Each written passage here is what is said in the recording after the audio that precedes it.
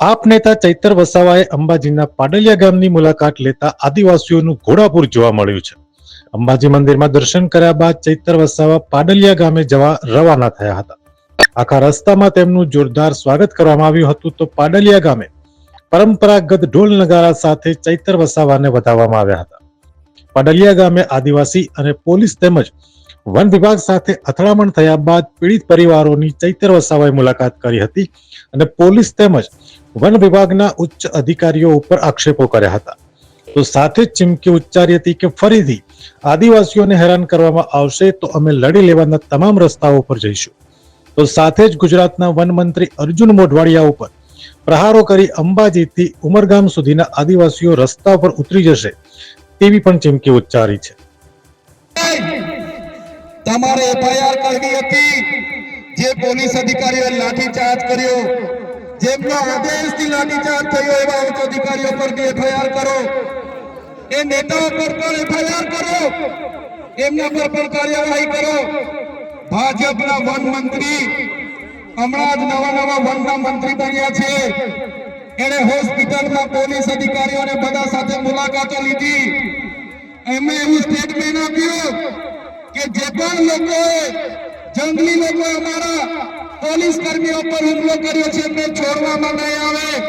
ત્યારે મીડિયા મિત્રો, એ ભાજપના મંત્રી, એમના કલેક્ટર, એમને કહેવા માંગુ છું, છોડવામાં નહીં આવે. નહીં, આ આદિવાસી સમાજ છે. અમારા એક પણ અમારા પાડલિયા ગામના એક પણ આગેવાનને ખોટી રીતે હેરાન કરશો તો અંબાજીથી ઉમરગામ ના રાજસ્થાન અને મધ્યપ્રદેશના પણ હજારો આદિવાસીઓ અહીંયા આવીને ઉભા થઈ જશે. એફઆઈઆર રદ કરો. અને તમારે એફઆઈઆર કરવી છે તો બંને પક્ષે એફઆઈઆર કરો. તમારા પોલીસ અધિકારીઓ, વન અધિકારીઓ પર બી એફઆઈઆર હોવી જોઈએ અને નાના અધિકારીઓ પર નહીં. કોન્સ્ટેબલ, બીટગાર્ડ પર નહીં, પીએસઆઈ, ફોરેસ્ટર પર નહીં, એમના ડીસીએફ પર એફઆઈઆર કરો, એમના એસપી પર એફઆઈઆર કરો, એમના ડીવાયએસપી પર એફઆઈઆર કરો. કેમ કે એમના આદેશથી અહીંયા હિંસા થયેલી છે. ત્યારે સાથીઓ તમે જોઈ લો, આજે દેશમાં એ ચાહે છત્તીસગઢ હોય, ઝારખંડ હોય, આસામ હોય, મિઝોરમ હોય, મેઘાલય હોય, નાગાલેન્ડ હોય કે મણિપુર હોય, આજે આદિવાસીઓ સામે પોલીસ લડી રહી છે. આજે દેશની આર્મી સામે આદિવાસી લડી રહેલો છે. આજે આખા દેશની અડધી આર્મી આદિવાસીઓ સામે લડે છે. કેમ કે આદિવાસી આજે પોતાની મૂળ જમીન બચાવવાના પ્રયાસો કરે છે અને આ ભાજપની સરકાર એમના કેટલાક ઉદ્યોગપતિઓને આ જમીનો આપવા માટે, એમના નામે આ જમીનો કરવા માટે આદિવાસીઓની જળ જંગલ જમીન છીનવી રહી છે. સંવિધાનના જે પ્રાવધાન છે, અનુસૂચિના પ્રાવધાન છે, ઉલ્લંઘન કરીને સત્તાનો દુરુપયોગ કરીને આપણને રંજાડવામાં આવે છે. ત્યારે મારા ભાઈઓ, મારા વડીલો, મારી બહેનો, મારી માતાઓ, આજે તમારા પર અત્યાચાર થયા છે. ગઈકાલે કેવડિયાવાળા પર અત્યાચારો થયા હતા, દાહોદવાળા પર અત્યાચારો થાય છે, પોરાવાળા પર અત્યાચાર થાય છે, બેડા પાણી ગામવાળા પર અત્યાચાર થયા હતા, જોશીનાવાળા પર અત્યાચાર થયા હતા, ખેડ બ્રહ્માવાળા પર અત્યાચાર થાય છે.